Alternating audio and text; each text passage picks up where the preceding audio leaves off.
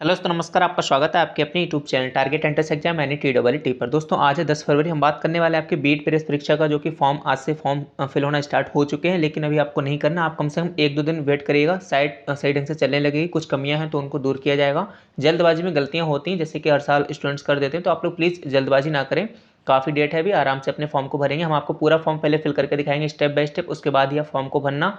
इस बार कई सारे चेंजेस भी हुए हैं, तो उन पहले पूरे चेंजेस को देख लेते हैं क्या क्या इस बार कुछ नई चीज़ें हुई, क्योंकि इस बार बुंदेलखंड यूनिवर्सिटी कराने जा रहा है। पिछली बार रोहिलखंड विश्वविद्यालय ने कराया था और उसके पिछली बार लखनऊ विश्वविद्यालय ने कराया था। ठीक है, तो आप लोग हमसे जुड़ जाइए। यहाँ पर आपको हमेशा 100% सही और सटीक जानकारी दी जाती है। बाकी तैयारी भी चल रही है, तो आप सभी क्लास को जो है रेगुलरली ज्वाइन करते रहिएगा। हम आपके साथ हैं आपके पूरे बीएड के 2 साल के सफर में। अभी आपको बताएंगे पूरा प्रेस परीक्षा के बारे में, फिर आपका काउंसलिंग कैसे होती है। और एक बात आप बता दें, अगर आपको जो सरकारी सीट चाहिए, फिर सरकारी आपको कॉलेज चाहिए, तो आप लोग पिछले 12 वर्षों के हल प्रश्न पत्र यानी 2011 से लेकर 2022 तक के, और इसके साथ ही आपको इसमें 5 मॉडल पेपर्स भी दिए जा रहे हैं। और इन सभी पेपर्स का यानी 12 आपका ये हो जाएंगे, 5 17 है। इन सभी पेपर्स का आपको डिटेल्ड सॉल्यूशन मिलेगा और 3400 इसमें आपके क्वेश्चन होंगे करीब। तो आप इन प्रश्न को लगाइएगा, इससे आपको आइडिया लगेगा किस प्रकार का आपका एग्जाम होता है, किस पैटर्न और किस लेवल के आपके जो क्वेश्चन से पूछे आते हैं। इसका प्राइस है मात्र 69 रुपीज़। आपको डिस्क्रिप्शन बॉक्स में लिंक मिल जाएगी, आप वहाँ से इसको ले सकते हैं। ये साइंस वर वालों के लिए और इधर आपका कला वर वालों के लिए। ठीक है, चलिए हम बात करते हैं। इसमें आप देखिए उत्तर प्रदेश बीएड 2023 के लिए आपका पूरा जो है प्रॉस्पेक्टस जारी किया। झांसी यूनिवर्सिटी इस बार आपका करा रही, बुंदेलखंड यूनिवर्सिटी जो कि झांसी की है। पूरा डिटेल में बात करेंगे इस वीडियो के अलावा, आपको कोई वीडियो देखने की जरूरत नहीं पड़ेगी, तो आप लोग इसको प्लीज़ ध्यान से सुनिएगा। पूरा एक पॉइंट टू पॉइंट हम लोग बात करने वाले। ठीक है, तो ये तो आपकी जो है एलिजिबिलिटी के बारे में बात रही है, तो आपको पता ही। एलिजिबिलिटी के बारे में बात कर ले, सबसे पहले आपका ग्रेजुएशन यानी बीएससी या बीए में आपके जो है 50% होनी चाहिए। अगर आपने बीटेक वगैरह वगैरह किया तो आपके मिनिमम 55% होने चाहिए।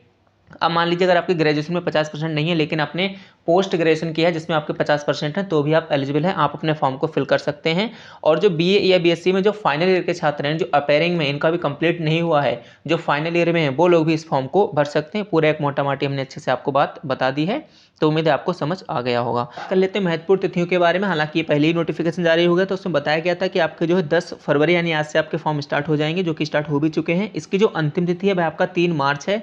इसके बाद आप फॉर्म को फिलअप कर सकते हैं, लेकिन लेट फीस के साथ, जो कि 10 मार्च तक आप अपने फॉर्म को भर सकते हैं। तो आपको लेट फीस नहीं देनी है, आपको 3 मार्च तक हर हाल में अपना फॉर्म फिलअप कर लेना। वैसे इस बार आपकी जो फीस बढ़ा दी गई है, उसको हम आगे देखेंगे। इसके बाद आपका जो है एडमिट कार्ड डाउनलोड हो जाएगा आपका 13 अप्रैल को। परीक्षा की जो परीक्षा संभावित तिथि है वह आपका 24 अप्रैल रखी गई है। मे भी इसी तारीख को आपका एग्जाम हो जाएगा पक्का। ठीक है, इसके बाद प्रेस परीक्षा की जो परिणाम की संभावित तिथि है आपका 30 जून को इसका परिणाम आ जाएगा। तो सारी चीज़ें टाइम टू टाइम चल रही हैं, इसके लिए आप लोग अपनी प्रिपरेशन भी अच्छे से रखिएगा। प्रीवियस पेपर्स को लगाना स्टार्ट कर दीजिए। यहाँ पर जो मेन बात है फीस की, जो कि इस साल यहाँ पर बढ़ोतरी देखी गई है। पिछली बार जो फीस थी आपकी 1000 रुपये थी, लेकिन इस बार आपकी फीस 1400 रुपये कर दी गई। जो भी कैंडिडेट आपके ओबीसी या फिर जनरल कैटेगरी के, उन लोगों के लिए 1400 रुपये है। और जो SC ST की कैटेगरी के छात्र हैं उनके लिए 700 रुपये फीस। आगे पूरी बात करेंगे किन लोगों के लिए कास्ट सर्टिफिकेट वगैरह चाहिए होगा, कितना डेट का वैलिड होगा, सब कुछ इसमें लिखा गया। ठीक है, एक बार आप ध्यान से सुनिएगा। तो यहाँ पर आपकी फीस की बात होगी। जो भी स्टेट के बाहर के लोग हैं, जो बिहार या कहीं राजस्थान या किसी भी स्टेट के हैं, अदर स्टेट के हैं, उनके लिए 1400 रुपये फीस रखी गई है। विलंब शुल्क यानी कि 4 मार्च से लेकर 10 मार्च तक अगर आप अपने फॉर्म को फिलअप करेंगे तो फिर 2000 रुपये और 1000 और 2000 रुपये इस तरीके से फिल किया जाएगा।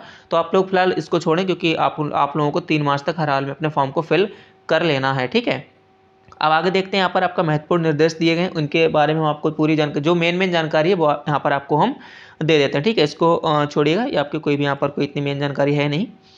ठीक है, हम बात करेंगे यहाँ पर ऑनलाइन आपको आवेदन करना है, तो यहाँ पर 3 चरण होंगे। सबसे पहले आपको रजिस्ट्रेशन करना है, फिर यहाँ पर आपको रजिस्ट्रेशन के बाद अपने फॉर्म को कंप्लीट करना है।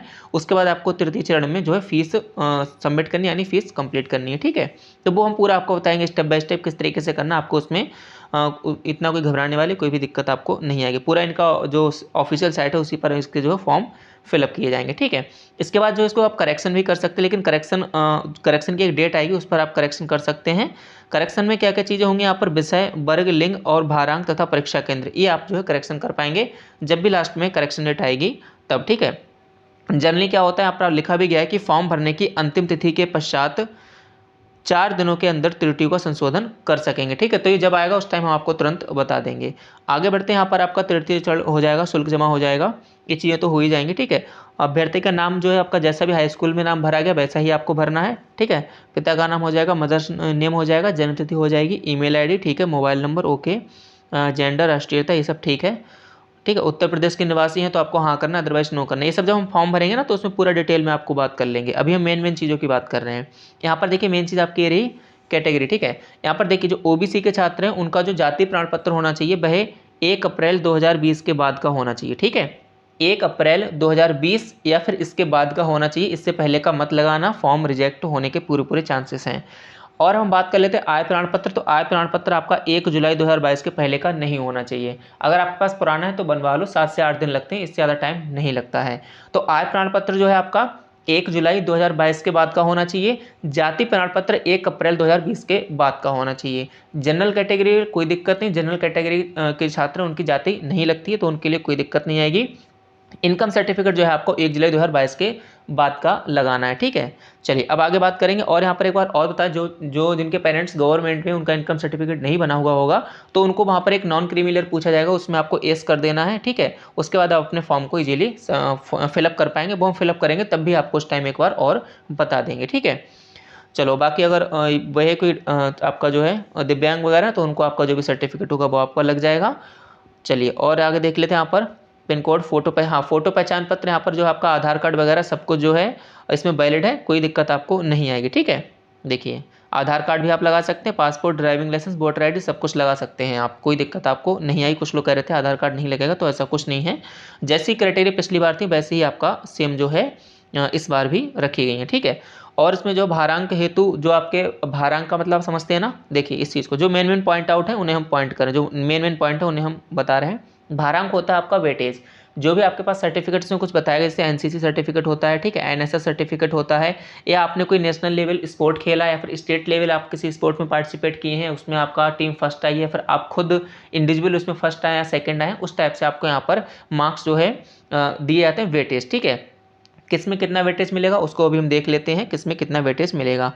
प्रवेश परीक्षा केंद्र हेतु शहर का विकल्प अगर हम बात करें तो यहाँ पर आप देख सकते हैं, इसमें जो है आप 5 शहरों के नाम का विकल्प चुनना होगा। तो आपका जो भी सबसे टॉप पर होगा, जो आप पहली प्रेफरेंस देंगे वही आपको मिल जाएगा, कोई इसमें दिक्कत नहीं आती है, ठीक है। तो टोटल कितने चुनने होंगे, 5 शहर आप चुन सकते हैं अपने एग्जाम सेंटर के लिए।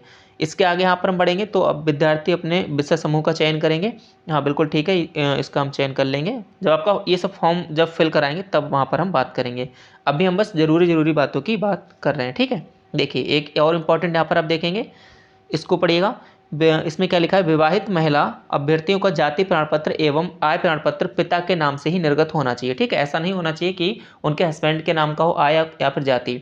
तो जो विवाहित महिला हैं उनके लिए स्पेशली बताया गया कि जाति प्रमाण पत्र और आय प्रमाण पत्र आपके पिता के नाम का ही लगाया जाएगा। तो इस चीज़ को भी आप ध्यान रखिएगा, ठीक है। तो टोटल जो इंपॉर्टेंट बातें थी उनकी हमने बात कर ली है। वेटेज की जो बात है वो हम नेक्स्ट वीडियो में बात करेंगे, उसमें पूरा बताएं कि किस सर्टिफिकेट के लिए कितने नंबर मिलेंगे। तो आप लोग सर्टिफिकेट सारे तैयार रखिएगा।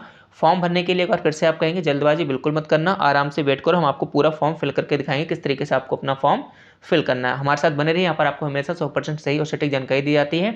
सारी क्लासेस चल रही हैं, आप सारी क्लासेस को अटेंड करिएगा और प्रीवियस पेपर्स ले लीजिएगा, इनको लगाना स्टार्ट कर दीजिएगा। इसी के साथ आप सभी साथियों का बहुत बहुत धन्यवाद। जय हिंद, जय भारत।